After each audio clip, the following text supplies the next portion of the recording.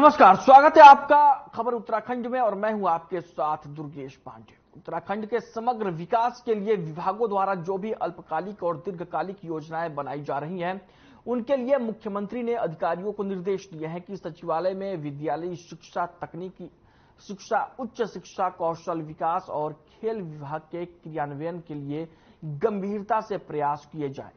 इस संबंध में विभागों द्वारा जो लक्ष्य निर्धारित किए गए हैं, उनकी प्राप्ति के लिए भी सुनियोजित तरीके से कार्य किए जाए। योजनाओं पर चरणबद्ध तरीके से कार्य किए जाने के साथ ही 2025 तक जिन योजनाओं को पूर्ण करने का विभागों द्वारा लक्ष्य निर्धारित किया गया है, उनको प्राथमिकता के आधार पर पूर्ण करने के प्रयास हो और उनकी नियमित समीक्षा भी की जाए। इसके अलावा केंद्र पोषित योजनाओं के तहत होने वाले कार्यों में तेजी लाई जाए। जो कि प्रस्ताव केंद्र सरकार को भेजे जाने हैं, उनमें किसी भी स्थिति में विलंब ना हो।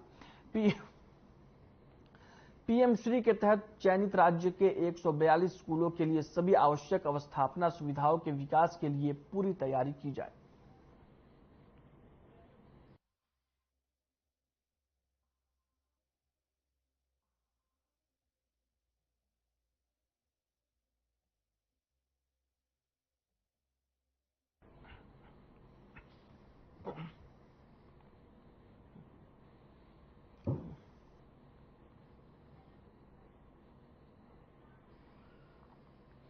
वहीं प्रदेश सरकार में दायित्व के इंतजार कर रहे बीजेपी नेताओं को कर्नाटक चुनाव के बाद दायित्व मिल सकता है। दायित्व पाने के लिए बीजेपी नेताओं ने अपने अपने नजदीकी नेताओं से सोर्स लगाना भी तेज कर दिया है। इसके साथ ही कैबिनेट में विस्तार जल्द होने की कम संभावना है। सरकार पहले बागेश्वर विधानसभा उपचुनाव में जाएगी और उसके बाद कैबिनेट विस्तार करेगी। बागेश्वर उपचुनाव सीट रिक्त होने के 6 माह के भीतर चुनाव होगा और बीजेपी प्रदेश अध्यक्ष महेंद्र भट्ट ने इसको लेकर संकेत दिए हैं। इसके साथ ही मुख्यमंत्री धामी ने भी ऐसे ही संकेत दिए हैं।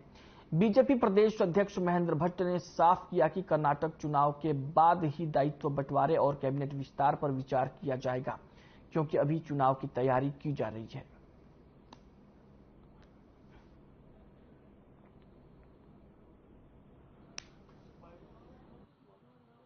दायित्व लटके नहीं है। दायित्व की सूची केंद्र नेतृत्व के पास है। कर्नाटक चुनाव के कारण विलंब हुआ है और माननीय मुख्यमंत्री जी ने अभी हमारे प्रदेश के प्रभारी किशन गौतम जी से उनकी भेंट हुई है। बहुत जल्दी सूची सार्वजनिक होगी और मुझे लगता है कि 15 बार चर्चा। मुख्यमंत्री पुष्कर सिंह धामी ने विशाल marathon thank you Modi ji for G20 में एक कार्यक्रम में हिस्सा लिया और इस मौके पर मुख्यमंत्री ने दीप प्रज्वलित कर कार्यक्रम की शुरुआत की, साथ ही कार्यक्रम का शुभारंभ भी किया। उन्होंने कहा कि प्रदेश में G20 कार्यक्रम आयोजित होने पर मैराथन कार्यक्रम में हजारों युवाओं ने हिस्सा लिया और दौड़ लगा रहे हैं और मोदी जी का धन्यवाद कर रहे हैं। साथ ही उन्होंने कहा कि प्रधानमंत्री मोदी जी के कारण हमें देश को G20 की अध्यक्षता मिली। पूरे विश्व की लीडरशिप हमारे देश को मिली है और G20 में 3 महत्वपूर्ण बैठक हमारे उत्तराखंड को मिली है, जिसके लिए हम प्रधानमंत्री नरेंद्र मोदी जी का धन्यवाद करते हैं।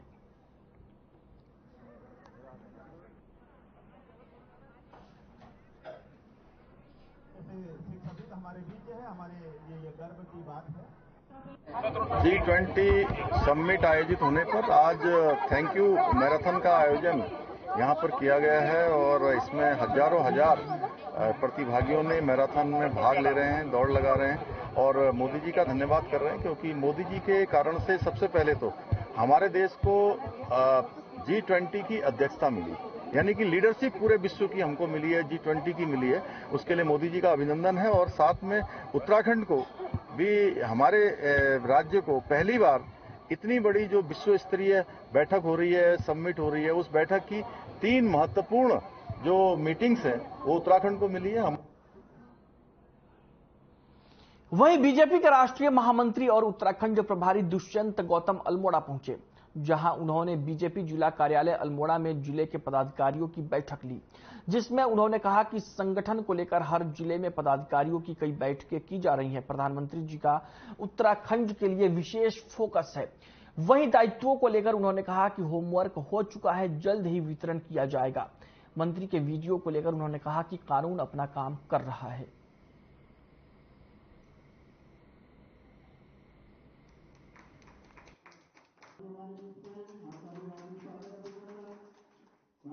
भारतीय जनता पार्टी की रूटीन में बैठ के चलती है। महामंत्री और प्रभारी होने के नाते यहाँ से कि मैं हर जिले का प्रवास कर रहा हूँ और पूर्व में जो योजना है उन योजनाओं की क्या स्थिति है, आने वाले समय के अंदर हमारे सामने क्या क्या चुनौती है और चुनौती के साथ साथ जो हमारा संकल्प है आने वाला दशक उत्तराखंड का होगा, ये प्रधानमंत्री ने संकल्प लिया हुआ है। दूसरा, सेवाई संगठन सेवाई समर्पण के माध्यम से योजना का लाभ अंतिम व्यक्ति तक पहुंच जाए, इसके लिए हमारे कार्यकर्ता तन मन धन से लगे हुए होते हैं, उन योजनाओं को वहां तक पहुंचा जाए।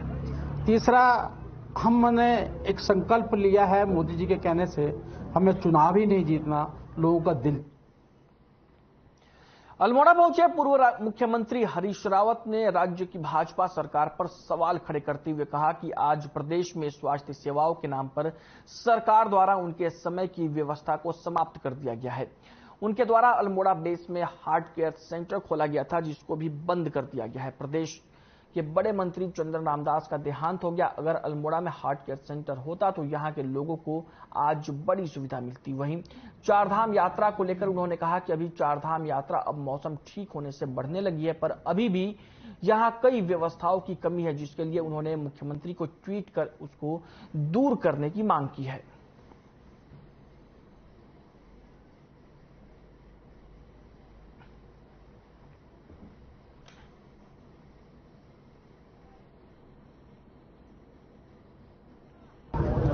उस पर कितना कहा जाए।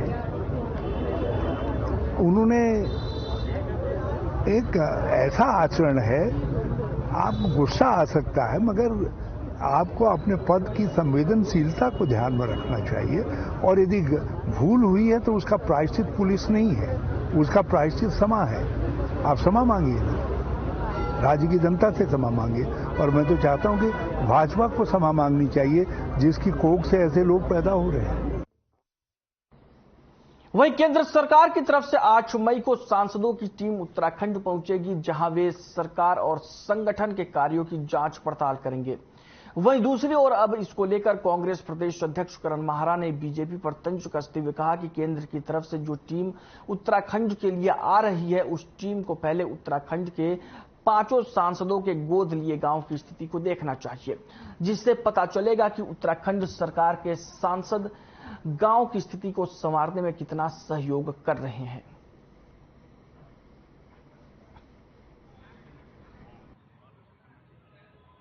देखिए, सांसदों की टीम आना कोई नई बात नहीं है। संसदीय कमेटियां बनी होती हैं, उनका काम ही है कि वो अलग अलग विषयों पे जाके सर्वे करें।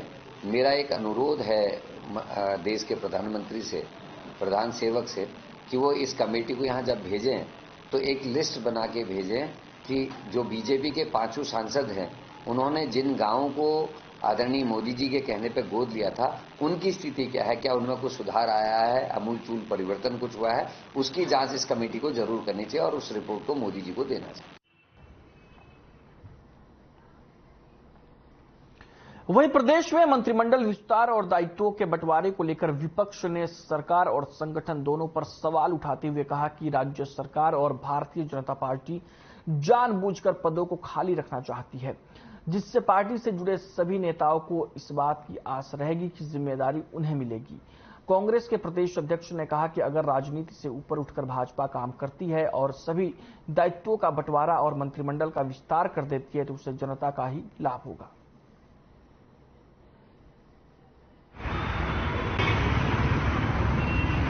देखिए, वैसे तो ये बीजेपी का अंदरूनी मामला है, लेकिन मेरा ये मानना है कि बीजेपी इन पदों का इस्तेमाल झुनझुने के रूप में करती है, ताकि एक उम्मीद बनी रहे विधायकों में कि यार मेरा मंत्री में नाम आ सकता है और उससे बहुत सारी चीजें साधी जा सकती है।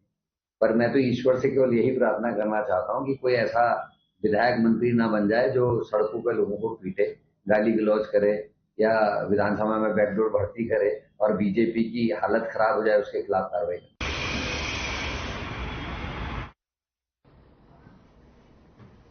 वहीं जनपद उधम सिंह नगर में ग्रामीण क्षेत्रों में लोगों की समस्या को देखते हुए जिला प्रशासन ने ई समाधान चौपाल की एक अच्छी पहल की शुरुआत की थी।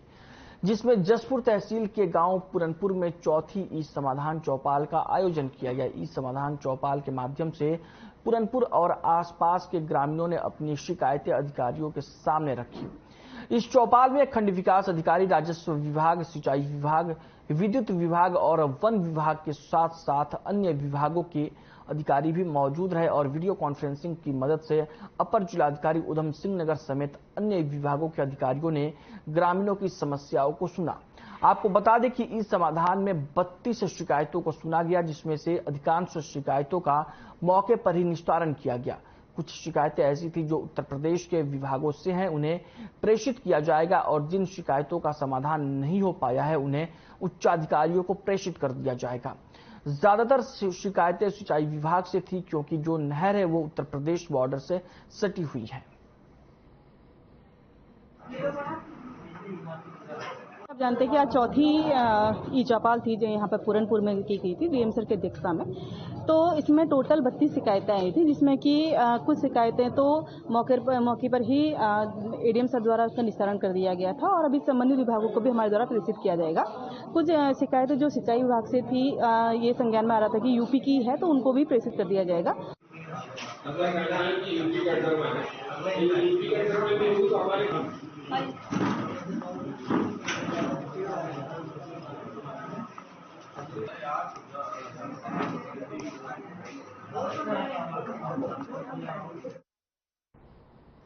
अब आपको सीधे लिए चलते हैं देहरादून, जहां पर मुख्यमंत्री पुष्कर सिंह धामी एक कार्यक्रम को संबोधित कर रहे हैं। तो चलिए आप भी सुनिए मुख्यमंत्री क्या कुछ कह रहे हैं। और यह बात अब तक प्रतिपादित हुई, इनकी किताबों की विषय वस्तु जिसके बारे में मेरे से बोलने वाले सभी वक्ताओं ने बहुत विस्तार से यहां से बोला, तो ये सब उनके बोलने से, इस पुस्तक के विमोचन से और आप सब लोग जब पढ़ेंगे जो पुस्तक आज प्रकाशित हो रही है, तो निश्चित रूप से यह सब परिलक्षित होगा जो इस विषय वस्तु में है। और साथ ही इन्होंने, चूंकि आज मिनोचा जी भी है, मिनोचा जी के बारे में क्योंकि उन्होंने, अशोक जी ने भी बोला, अन्य लोगों ने भी बोला, हालांकि मैं बहुत ज्यादा, क्योंकि उनसे मेरा परिचय नहीं है, लेकिन मैं उनको भी बहुत बधाई देता हूं कि उन्होंने ये शानदार काम अशोक जी के साथ मिलकर किया है। और अशोक जी ने बहुत सारे जो काम है, विशिष्ट कार्य अपनी सेवा के दौरान किए। इस कारण से उनको यूएनओ ने भी उनको सम्मानित किया। 2006 में अपनी विशिष्ट सेवाओं के लिए भारतीय पुलिस पदक, 2013 में राष्ट्रीय पुलिस पदक से भी उनको सम्मानित किया गया। शायद आपके अब तक के जीवन को देखकर किसी विद्वान की कही हुई यह बात ठीक ही प्रतीत होती है कि सपने और समर्पण एक शक्तिशाली और सफल संयोजन है, जिसका एक प्रमाण यहां पर हम सब लोग देख रहे हैं। इस पुस्तक में सरसरी तौर पर देखने पर एक बात स्पष्ट हो गई है कि यह पुस्तक निस्संदेह रूप से अविश्वसनीय पुस्तक है, क्योंकि इसमें जहां तक एक और सच्ची घटनाओं का जिक्र करते हुए सभी को जागरूक करने का प्रयास किया गया है, उन्होंने स्वयं भी यहां पर बताया। और वहीं ये पुस्तक मनोरंजक पुस्तक भी है। इस पुस्तक का एक एक पृष्ठ हमें कहीं न कहीं साइबर क्राइम और साइबर के क्षेत्र में जो आज चुनौतियां हैं, जिसके बारे में अभी हमारे अनिल अतुल जी ने बताया कि जो हमको दिखाई नहीं दे रहा है, उससे निपटने के लिए भी प्रेरित करता है। और पुस्तक की जो प्रस्तावना है उसमें, और यहाँ पूर्व लिखा हुआ अमिताभ बच्चन जी ने लिखी है, जो यह दर्शाता है कि इसका जो उद्देश्य है वो व्यापक है। और जिस प्रकार से आज ज्ञान विज्ञान आगे बढ़ा है, जिस प्रकार से अनुसंधान आगे बढ़ा है, और वहीं रुड़की में मेयर गौरव गोयल ने नगर निगम के वार्ड 40 में राजकीय प्राथमिक विद्यालय मतलबपुर में सभी लगभग 150 बच्चों को पठन सामग्री वितरित किया, जिसमें स्कूली बच्चों को बैग, पेंसिल बॉक्स और कॉपियां वितरित की गई। विद्यालय में पहुंचकर मेयर गौरव गोयल ने सभी बच्चों को शिक्षा के प्रति जागरूक किया तथा उन्हें प्रोत्साहित किए जाने के उद्देश्य से उपरोक्त सामग्री भेंट की। उन्होंने कहा कि बच्चे देश का भविष्य होते हैं और उन्हें शिक्षा के लिए अच्छी सुविधाएं तथा सहायता मिले, तभी ये बच्चे अपनी शिक्षा प्राप्त कर समाज एवं राष्ट्र की प्रगति में सहायक सिद्ध हो सकते हैं। वहीं विद्यालय के प्रधानाध्यापक प्रदीप कुमार ने मेयर गौरव गोयल का आभार व्यक्त किया और कहा, मेयर द्वारा बच्चों के कि इस तरीके से सहायता कर हौसला अफजाई करना काबिले तारीफ है।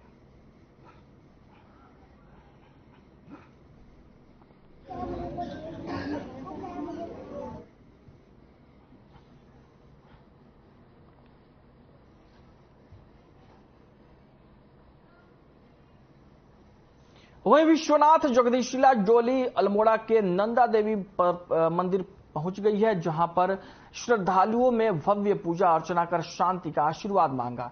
इस अवसर पर यात्रा के संयोजक मंत्री प्रसाद नैथानी का कहना है कि डोली यात्रा 24वें वर्ष में निकाली जा रही है और 3 मई को डोली हरिद्वार से निकाली गई थी और गंगा दशहरा के दिन यात्रा का समापन होगा। इसके साथ ही राज्य के सभी 13 जिलों में मंदिरों में यात्रा की जा रही है। आपको बता दें कि विश्व शांति के लिए यह यात्रा निकाली जा रही है।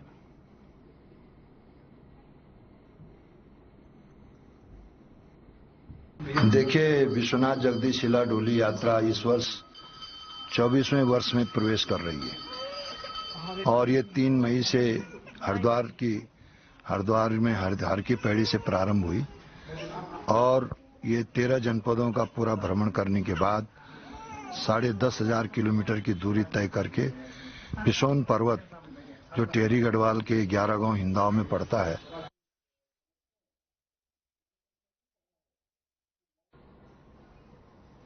वहीं हरिद्वार में आर्यनगर स्थित मजार को भारी विरोध के बाद भी हटा दिया गया। मजार हटाने के दौरान पुलिसकर्मियों और प्रदर्शनकारियों में तीखी झड़प भी देखने को मिली। आपको बता दें कि सड़क के किनारे नगर निगम की जमीन पर मजार बनाई गई थी, जिसके चलते प्रशासन ने एक्शन लेते हुए भारी पुलिस की मौजूदगी में मजार को हटाया। हालांकि मुस्लिम समुदाय के प्रतिनिधियों ने डीएम से मजार न हटाए जाने की मांग की थी।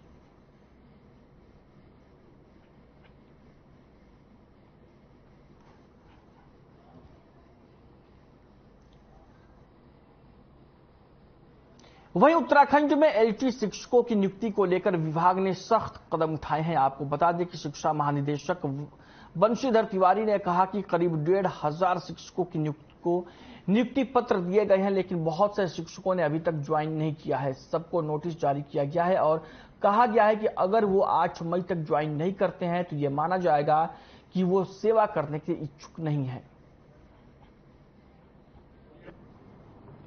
एलटी की लगभग हमारे पास 1,500 आए थे जो प्रस्ताव उनको नियुक्ति देना था। उनकी काउंसलिंग हो रही थी। कुछ अभ्यर्थी ऐसे जो ज्वाइन नहीं कर रहे हैं, उनको हमने 8 तारीख तक के लिए समय दिया है तो उसमें से भी ज्वाइन करें और अगर नहीं करते तो हमें मानेंगे कि वो सेवा करने के इच्छुक नहीं है।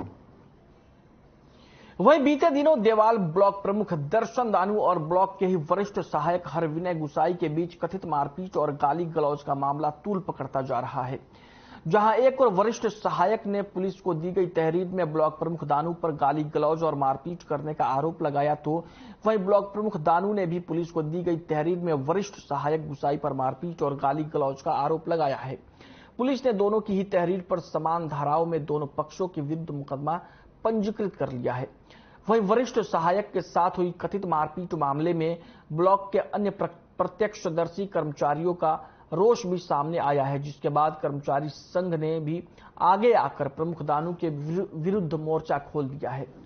ब्लॉक देवाल के कर्मचारियों ने जहां एक ओर भय और असुरक्षा का हवाला देते हुए जिला विकास अधिकारी चमोली से सभी कर्मचारियों के सामूहिक स्थानांतरण की मांग की है, वहीं मिनिस्ट्रियल कर्मचारी एसोसिएशन और कर्मचारी संघ के आह्वान पर दशोली, थराली, कर्णप्रयाग, देवाल के विकास खंड कार्यालय और सिंचाई खंड गोपेश्वर के कर्मियों ने बाह पर काली पट्टी बांधकर प्रमुख देवाल के विरुद्ध कार्रवाई की मांग की है।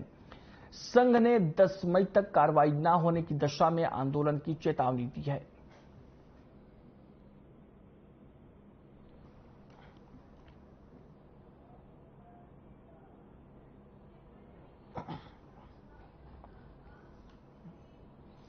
वहीं प्रदेश में शुरू हो रहे फायर सीजन को लेकर वन विभाग अलर्ट मोड पर है और सभी तैयारियां पूरी की जा रही है। मामले की जानकारी देते हुए वन संरक्षक वनाग्नि और आपदा मुख्य निशांत वर्मा ने बताया कि वनाग्नि से निपटने के लिए विभाग पूरी तरीके से मुस्तैद है और प्रदेश भर में सभी 41 वन प्रभागों में क्रूज स्टेशन बनाए गए हैं, जिनकी लगातार मॉनिटरिंग की जाएगी। उन्होंने बताया कि इस बार तकनीक का सहारा लेते हुए ड्रोन का भी इस्तेमाल किया जाएगा, साथ ही सैटेलाइट सिस्टम के जरिए भी कार्य किया जाएगा। इसके अलावा पर्वतीय क्षेत्रों में वनाग्नि को रोकने के लिए वन पंचायतों से ग्रामीणों का भी सहयोग लिया जाएगा।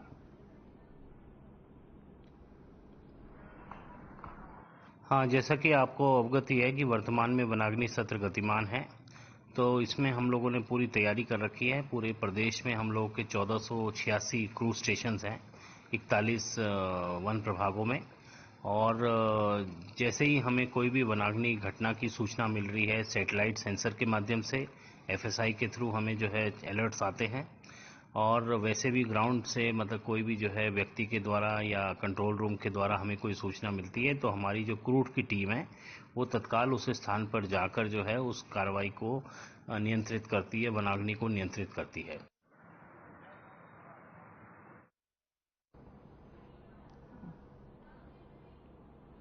वहीं ट्रैफिक पुलिस की नई पॉलिसी स्टंट और रेस बाइक चलाने वाले राइडर और यूट्यूबर ब्लॉगर के विरुद्ध जीरो टॉलरेंस, ना काउंसलिंग ना चालान, अब होगा मुकदमा।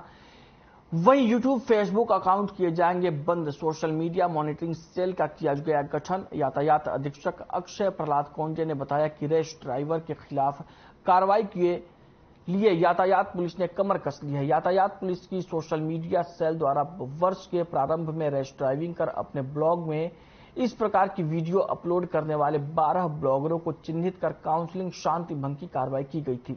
यहां तक कि कुछ लोगों पर अभियोग पंजीकृत किया गया था, लेकिन शहर क्षेत्रांतर्गत जो यूट्यूबर रैश ड्राइविंग कर लोगों के जीवन को भय में डालकर वाहन चला रहे हैं, उन पर कार्रवाई को तेजी में लाए जाने हेतु यातायात पुलिस द्वारा एक SOP तैयार की गई है।